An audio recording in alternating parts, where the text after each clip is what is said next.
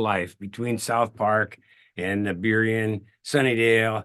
He's been a businessman in the area also for so many years. But we're here at the museum this morning, and we're gonna go over kind of what it was like growing up and having a business in Burien. So first, Phil, I kind of like to introduce you, and you can start out by maybe telling us about your growing up in South Park a little bit.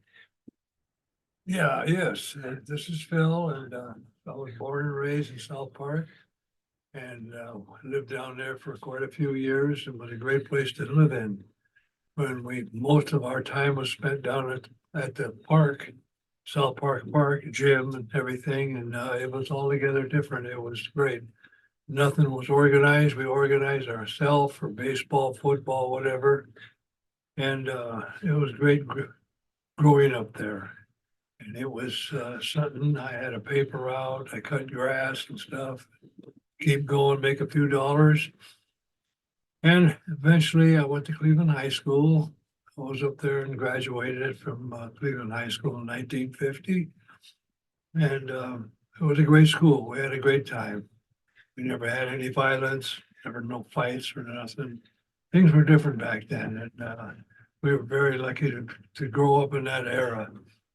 And I remember that I had a Times paper route, and I had a little dog, little fox terrier named Toby, and I had a little box made for him in the back of the bike, and he would come on the paper route with me. Then we get done with the paper route, and then he'd come up and he put his paws over the handlebars, which was great. Anyway, it was great growing up in South Park, and then we communicated back and forth to Georgetown every day. The buses, there was 3 buses, 3 different times, and it was great. I don't regret it a bit.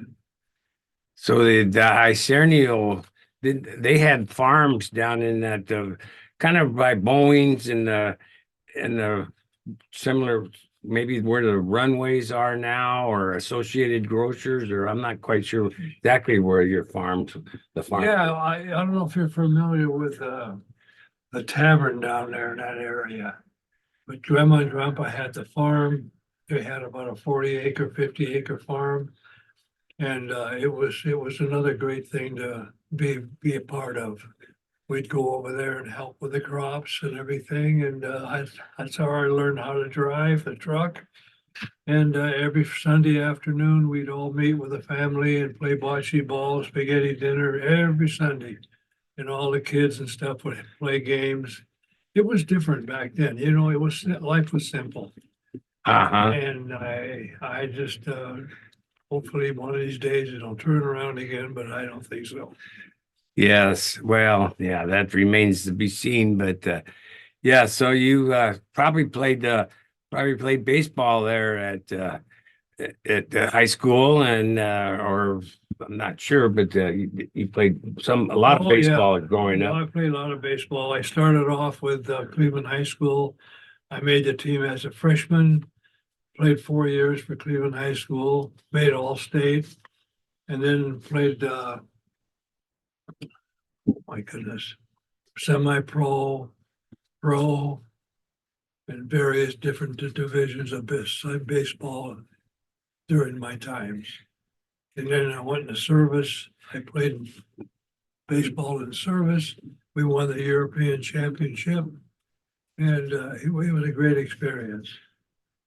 So Then I got out of the service, and I got involved in senior softball.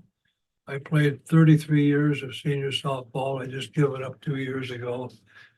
wow, that was a long time you Yeah, played that. And we won national championships. We won world championships.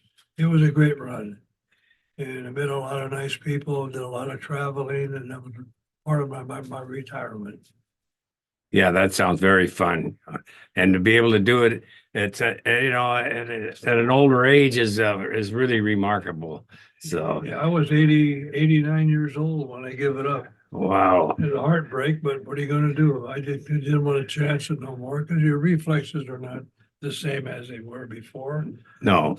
No, Yeah. So then you got out of the service. So then when did you meet your wife Lil? at the public market. Oh, at the public. The good old public markets. Her family would go up there and they would bring their vegetables up there and they would sell the stuff on the produce. And I don't know, we just started to talk and stuff like that, and I took her out for a hamburger. Oh, That was a big start of the romance. oh boy, yeah, yeah. No, we're gonna be married for, April 24th, we're gonna be married for 70 years. Wow, And we're very, very fortunate. remarkable. Yes. Yeah, we still, she's got a birthday coming up here on March 13th. She'll be 92, same as me. So she walks every day. I walk just about every day. Because I used to play pickleball and I kind of give that up too. I just don't want to get hurt, Oh, sure. break Yeah, an ankle or whatever. So- sure. The bones get a little more brittle. A Oh, little. you betcha they do. Well, the wife, she fell here this last January, broke her wrist. So, we're not flexible like we used to be. Oh, No. and then you went on to you started a family and you had three boys, I believe. Yes. Yeah, three boys. Yeah, they're all doing fine. The oldest Phil, he just retired as a school teacher. And Danny, he works for Kroger. He's head of the supervision of all the incoming produce coming in down. Oh, it's Puyallup in there. Yeah, that Puyallup area. Fife or whatever. Yeah. Joe, the youngest, he works for Boeing's. He's about ready to retire too. So we're very fortunate. We got a good family. So after, yeah, then during this time is when you got into the grocery business. I believe I'm not sure if you started out down at Dominic's in South Park or. Yes. I worked for Dominic's when I come out of the service. And he eventually wanted to retire or whatever. And I said, gee, Dominic, and I says, I'd like to have a chance at the store. He says, oh, no problem, Phil. So my uncle Al and myself, we took over Dominic's and we stayed down there for 9 years. And we had a good business and everything. And it was a great experience. And then he wanted to go back into business again. So he took the store back, which was fine. He had with three boys too. So we took over and we stayed down there for, 9 years. And then he took the store back. So we kind of looked around for another store and this Berrien Food Center was for sale. So we purchased it and I was there for 27 years. And Roger here, he would take care of all the bottles. Yeah. We had a lot of fun. We had a lot of people working in there. In fact, we got audited by the state. And I asked the guy, I said, I got to ask you a question. I said, what determined you to interview us and everything? I said, I bet you thought we were affiliated with the mafia. Yeah. He laughed and stuff, but he stood there for a whole week checking everything. And the only thing he could find, the bookkeeper forgot to take out the litter tax. Oh, So anyway, it was a great run. We had a lot of beautiful people that come in there. We knew probably 75, 80% of them all. And we had charge accounts, we had delivery service. And it was great. We had three butchers, two fish people, and I think there was 5 or 6 in the grocery side. And that was pretty darn good for a little business. oh, it was a little, yeah, there was a going concern. Yeah, it really was. Right across the street was Tradewall. We run them out. And a block down the street was Safeway. We run them out. And it was pretty cool. Yeah, I remember it was 1965 and I was a sophomore at Highline and I my good friend and still my friend now today, Mike Fazzaro, his dad was part owner there. So Mike says, come on, we need come on and go to work. We need some box boy, like you say, and somebody to sort pop bottles. So, and also I cleaned in the fish department started out, but so I started there around 65 and worked there for about 4 years. I know one of the first jobs I did was Mike was kind of trying to, I don't know, not tease me, but he was looking for something to pull the wool over my eyes, I think. And so he made me, he wanted me to go sweep in where the frozen food lockers were. So I grabbed the broom and he was chuckling because it was pretty darn cold in there. So finally, I got that job done. But yeah, we did have a lot of good times. And like you say, there was John Caliper in the meat department, Frank, and then Judd DeLeon and his wife Virginia, and then it was you and Uncle Al and Ben and Ed. So it was just a really a going concern. And like it said, too, the charge accounts, you had a whole drawer full of people that would come in and say, I'd put it on my charge, and then they would at the end of the month they'd come in and pay it all off. So it was a great place. It really was. It was a lot of fun. Well, we kept busy and stuff, you know, we had to do our job, and we did. No, Yeah, and then I think what was it? Didn't Ben and Al kind of retire, and you went in there, and yeah, I mean you stayed and you had another partner with you. yeah, it was Mike Lombardo Oh, with okay. him and my son Dan. He worked for us, and it continued on. And down the road, it got changed. Everything was changed. I bought from West Coast Grocery for years and years. And then now they demanded a dock, had to have so many pieces and stuff like that. They got to be a challenge. So I figured myself, I got all this time in, I'm gonna get out of it. It was good for me for a long time, and all good things come to an end. Yes. So anyway, we sold out, and now I see it's gonna be the feed store. Oh yeah, that's what I've heard that it is the groceries they I guess they've moved on, and so now I heard that the feed store is gonna be owner of that building. It's not sure what's gonna happen there yet, but yeah. Well, you're right about the grocery. The semis trucks got bigger and longer. Oh, I know when I left the Beering Foods, I went up to Emil's IGA on Ambom and 136 for a few years and worked up there. And then I started at the Food Giant. But the semis there from Associated Grocers, they used to call them kneeling Nellies because the front the front wheels of the trailer used to come down and the grocery would be unloaded out the front half of the trailer. So it was quite a operation back in those days because not every store had loading docks back then. So kind of oh, no, they but put I helped West Coast get started too, you know? And like I told him, I said, my God, I said, people like me, what are we gonna do? You uh-huh. know, we average probably 250, 300 pieces every week. That's a lot of merchandise. You bet. But you know, they go for the big boys, and the little guy, he can't make it no more. Yeah, they all of a sudden their memory gets short and they don't know who you are anymore. Exactly. So, Yeah, but that was and that was a good old Burien. I mean, there was a lot of people that lived in Seahurst, Tree Point. You'd make deliveries to a lot of those people that Oh, couldn't yeah. get out. So I think when I was Christmas time, my mom and my aunt would make a bunch of cookies and stuff, and we would invite our customers in the back there for a cup of coffee or a glass of wine or whatever and stuff, you know, and there was communication. We don't have that no more. oh No, we don't. Everything's different.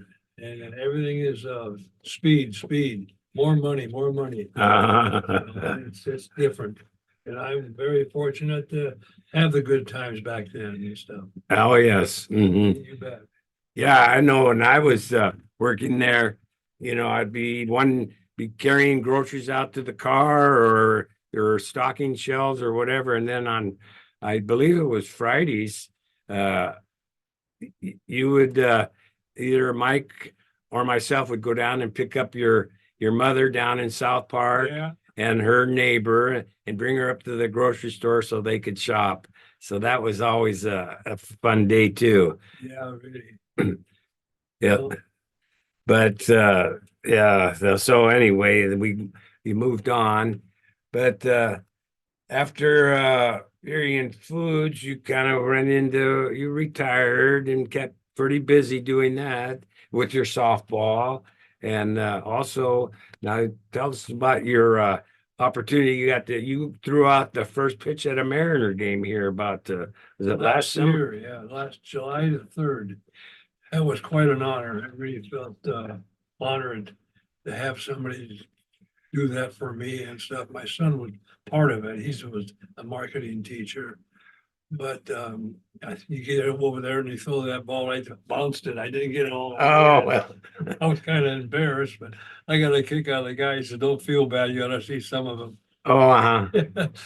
So, Yeah. yeah, that was quite a thing. Well, your nerves too. I mean, when the Oh, place yeah. is full of fans and there's 40,000 people in the stands, it's hard to throw one across the plate. Yeah, right. But that would be quite, that was Yeah, really an honor. That was quite an honor. It really was good. You turn around, you look up the screen and you see yourself up there and say, oh my God, that's me. Yeah. Holy cow, you know. And Well, I really enjoyed baseball. It was my first love. I wanted to be a professional ball player. And I signed with the old St. Louis Browns. oh boy. That was way, way back there. And you know what my bonus was? No. Piece of apple pie and ice cream. Oh. Now, I'm reading this morning's paper, they're picking up these kids from Venezuela, Puerto Rico, giving them $3-4 million bonus. Wow. You know, it's just unreal. Yeah. It's not the love of the game anymore. It's No. all about the love of the money. It's all a business. Yeah. That's just what it is. It's a big business. No, you see that in every different phase of sports, whether it's hockey, baseball, basketball, or football. It's Yeah. all about the bottom line, which is the money. So, but it's also a little bit of entertainment. But yeah, so apple pie and a piece of an ice cream was your bonus. It Wow. was made by my mother too. Oh, He come over the house. Oh, Tony Robello was his name. He was a head scout. oh, uh-huh. Yeah. He signed me up, and I was just thrilled to death to get a chance at professional ball. You know. Sure. Wow. Yeah. No, that was and you were what, about 19 at the time, or Yeah, about 18. oh, Yeah. wow. I never even asked for a bonus or even thought about a bonus. I was just thrilled to sign up for a big league ball club, you know. Uh-huh.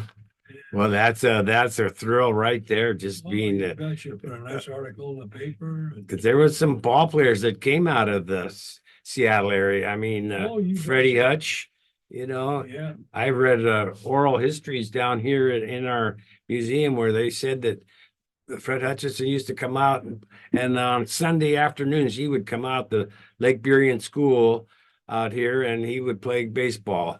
So that had to have been He used to come to our banquets too. Freddie Hutchinson did. oh, he Yeah, did. we used to have at the American Legion banquet after the end of the season, and we invite different people. And he was one of them, and he was just a real cool cat, I'll tell you. Wow. Tremendous pitcher. Yeah. Yeah. Back in the days of Ito Vanny, Oh, yeah, all those Pacific Coast ball players. down at Six Stadium down there on Rainier Avenue yeah, that was Yeah, quite. you gotta forgive the Tightwad Hill, that was called. Oh, yeah. They would all get up to the ball farmland up above there. Uh-huh. My uncle had the Priest Garden Patch across the street. Oh, Yeah, and he had a box down there, and those guys would come out, old Dick Barrett, he pitched a double hitter. oh, wow. He'd go in the first game and have a beer and a hot dog, come back out and pitch a second game. Now these guys only pitch 100 pitches. Yeah. That was, didn't they call him Cupid Dick Bear? Cupid Dick Barrett. Yeah, I remember the name. Wow. Yeah, old Cupid. Yeah. Oh, I know my dad took me to a couple of games down there whenever the Rainiers. I didn't, I know Beta Pinson played for him for a while. I didn't remember seeing him, but it was during that, in the late 50s, early 60s, before the Pilots made their brief appearance here. But yeah, that was I like to go to the Rainier game. Oh, yeah, that was a lot of fun. You go to the bleachers, I think the bleachers were 25 or 50 cents. Oh, uh-huh. Grandstands were a bucket and a quarter, and the box seat was $2, I think it was. So, yeah, I played on that field about 5 or 6 times. Oh, okay. Yeah, I played for Nick's Indians, semi-pro team in down here. Oh, Yeah, A lot of good times, a lot of good memories, and I'd like to do it all over again, but you gotta pass it on to somebody else. Yeah, well, that was fun times, like you said. And then also the grocery business was it was good. It was a good, healthy, lifestyle, kept you busy. Always, keep the body parts moving, stocking shelves. Yeah. And it was again, he also had a good crew in there between the meat and the fish and the grocery side. Well, So that's what made it go. There was a personnel in there. Everybody come through that door, you'd say hello to them, how you doing? yeah, they knew everybody by their last name or Yeah, Mrs. So-and-so. exactly. Yeah. No, So the personal touch is kind of fake. It's gone now. oh, definitely. But yeah. The scanners talk to you. Yeah. Well, no, that was a good deal. Yeah. But yeah, well, gee, Phil, this was I'm really glad we had the opportunity. I don't know if there's any more you'd like to add to the stories but I'll get your wife's half of the story too. That's gonna be another Oh, separate interview. she's got a lot of history too, boy, way back when. Oh You know, yeah. They had a farm and they struggled. It's a tough life. Yeah, back in the 30s, 40s, Oh, it yeah, wasn't betcha. easy. No, No. it wasn't easy, but they got through it, you know. Yeah. There was no vacation. Well, I don't want to take it away from her. Oh yeah, well, they get there, yeah. So, well, anyway, thank you, Phil. Oh, you're more than welcome. It's an honor for you to ask me to come do this. No, we'll And, get this and put it on the air one of these maybe in a week or so and then it'll be on YouTube so that people can enjoy listening to this story and your grandkids will have something to remember their grandpa by too. So Yeah. pretty neat. Well, it's kind of neat that they all got to come to the ball game that night. Oh, I imagine And, so. They brought them down on the floor, Oh, cool. right on the floor there. They come out of the dugout. That was cool. Yeah, and they probably gave you a Mariner Oh, jersey. yeah, I got a jersey, I got a ball, and what else did I get? Anyway, I got the jersey and the ball. Uh-huh. Yeah, I bet it was kind of exciting. I suppose you got a little even nervous leading up to it because that's that's a lot of people, Oh, yeah, I think there was 35,000 that night. Oh, wow. Yeah, and to try to throw a pitch and get it to the catcher is a Well, hard enough. If I was in shape, it'd be a different story, but I wasn't. Uh, I yeah. couldn't reach him otherwise. No, that was a pretty neat deal. Yeah. And you probably have it on video on something too. Yeah, my oldest son has it. Oh, that's nice. Yeah. Something to remember us by. That's Uh-huh. Yeah. Yeah, because that's very few people get that opportunity, that's no, for they sure. don't. They really don't. Oh, yeah. Well, good. And like I say, thank you, and we'll go from there. Well, it was my pleasure. Thank you, Roger, and the association. That's great. Quite the honor.